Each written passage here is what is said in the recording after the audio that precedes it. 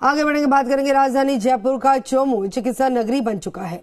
शहर में छोटे बड़े मिलाकर 30 से ज्यादा अस्पताल संचालित हैं और इतना ही नहीं, गली गली में सोनोग्राफी सेंटर, लेबोरेटरी खुली हुई है और यहां पर जांच और सोनोग्राफी के नाम पर महज खानापूर्ति ही हो रही है। सबसे बड़ी खबर यही कि सिर्फ खानापूर्ति होती है, ये हम नहीं कह रहे हैं। दरअसल एक सोनोग्राफी सेंटर पर हुई सोनोग्राफी की रिपोर्ट बता रही है। मरीजों के साथ जांच और सोनोग्राफी के नाम पर गोरखधंधा चल रहा है। चिकित्सा महकमे के जिम्मेदार लोगों की आंखें बंद हैं। जांच रिपोर्ट के नाम पर खानापूर्ति कर मरीज को गलत रिपोर्ट सौंपी जा रही है। और दरअसल चौप गांव निवासी गुड़ी देवी नाम की एक जो महिला थी और ये महिला मरीज ने गर्भवती होने के बाद डॉक्टर से इलाज लिया और डॉक्टर ने महिला मरीज को पहले सोनोग्राफी कराने का सुझाव दिया। महिला ने सरकारी अस्पताल के पास 7 जुलाई को अपेक्स सोनोग्राफी सेंटर पर अपनी सोनोग्राफी करवाकर डॉक्टर को दिखाई तो उस सोनोग्राफी रिपोर्ट में उसके गर्भ में करीब 7 महीने का एक बच्चा होने की पुष्टि की गई। और इसी रिपोर्ट को देखने के बाद डॉक्टर ने इस महिला को दवाई लिखकर दी और 15 दिन बाद यानी कि 23 जुलाई को महिला फिर से डॉक्टर के पास चेकअप कराने के लिए पहुंची तो फिर से सोनोग्राफी के लिए सुझाव दिया गया और इस बार महिला ने शर्मा डायग्नोस्टिक सेंटर पर सोनोग्राफी करवाई और ये रिपोर्ट लेकर डॉक्टर के पास गई तो डॉक्टर का माथा भी चकरा गया और इस रिपोर्ट में 2 बच्चे जुड़वा होने की पुष्टि की गई। और इस तरह से डॉक्टर भी इस मामले को लेकर असमंजस में पड़ गए और आखिर किस रिपोर्ट को सच माना जाए, ये सोच विचार का विषय है। प्रदीप सोनी हमारे साथ जुड़ चुके हैं। प्रदीप, पहले एक सेंटर से सोनोग्राफी कराई गई, फिर दूसरे सेंटर से और दोनों की रिपोर्ट अलग अलग। जाहिर सी बात है कि डॉक्टर का सर चकराएगा। अब क्या कार्रवाई?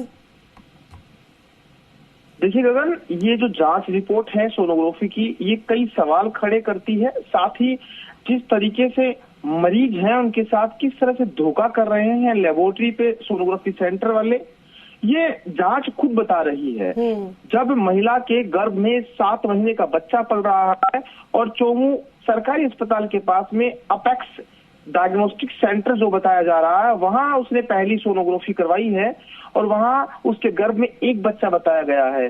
जब 15 दिन की दवाई चिकित्सक ने उसको लिख के दी और 15 दिन बाद में चिकित्सक को कुछ संदेह हुआ तो फिर से उन्होंने दूसरे सेंटर पर सोनोग्राफी करने की सलाह दी। तो दूसरी सोनोग्राफी जब करवाई तो गर्भ में जुड़वा बच्चे होने की पुष्टि हुई। तो कुल मिलाकर इस सोनोग्राफी की रिपोर्ट पर सवाल उठने तो लाजमी है, लेकिन जरूरत इस बात की है कि जो हेल्थ डिपार्टमेंट है, पीसीपीएनडीटी सेल बनी हुई है, वो ऐसे सोनोग्राफी सेंटर्स पे क्या कार्रवाई करेंगे। बिल्कुल, क्योंकि ये कोई पहला मामला नहीं है, इससे पहले भी कई मामले आए हैं। और सबसे हैरानी कर देने वाली बात यह है गगन कि ये जो सोनोग्राफी सेंटर जो इस तरह की जांच रिपोर्ट फर्जी सी बना के देते हैं, इनके खिलाफ जब कार्रवाई होती है तो उसके पश्चात ये लोग अपने सोनोलॉजिस्ट और सेंटर का नाम बदलकर नए नाम से खोल लेते हैं। कुल मिलाकर इनकी होशियारी बहुत तेजी से है।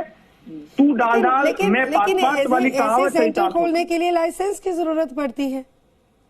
बिल्कुल, लाइसेंस की जरूरत पड़ती है। हेल्थ डिपार्टमेंट जो है इसके लिए लाइसेंस देता है। बाकायदा इसके लिए पीसीपीएनडीटी सेल बनी हुई है, यानी सोनोग्राफी मशीन का सीधा कनेक्शन पीसीपीएनडीटी सेल से होता है। जिस तरीके से कन्या भ्रूण हत्या रोकने के लिए पीसीपीएनडीटी सेल काम करती है, उसी तरह से सीएमएचओ और पीसीपीएनडीटी सेल दोनों मिलकर इनके ऊपर अंडरटेकिंग काम करते हैं। लेकिन अब जो सीएमएचओ प्रथम नरोत्तम शर्मा है, उन्होंने कहा है कि अगर ऐसी शिकायत हमारे पास पहुंचती है तो निश्चित तौर पे कार्रवाई की जाएगी। अब हम भी उम्मीद करते हैं वाकई में जो आम जनता मरीज जो हैं उनके साथ अगर इस तरह की जांच रिपोर्ट गलत दी जाएगी तो निश्चित तौर पे मानिएगा कि उनका इलाज भी गलत होगा। क्योंकि प्रथम दृष्टिया अगर किसी चिकित्सक के पास कोई मरीज पहुंचता है तो उसकी जांच करवाई जाती है और जांच ही गलत होगी तो समझिएगा इलाज भी गलत होगा। जी ऐसी बात है, बिल्कुल। इसी तरह से एक सवाल ये भी खड़ा हो जाता है कि जैसे आपने बताया कि दोबारा से नया सेंटर खोल लेते हैं जब ऐसा इनके धोखाधड़ी का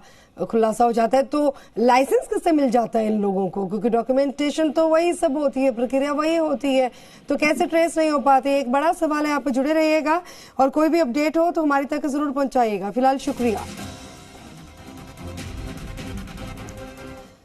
आगे बढ़ेंगे, बात करेंगे राजस्थान कांग्रेस के लिए अगस्त का महीना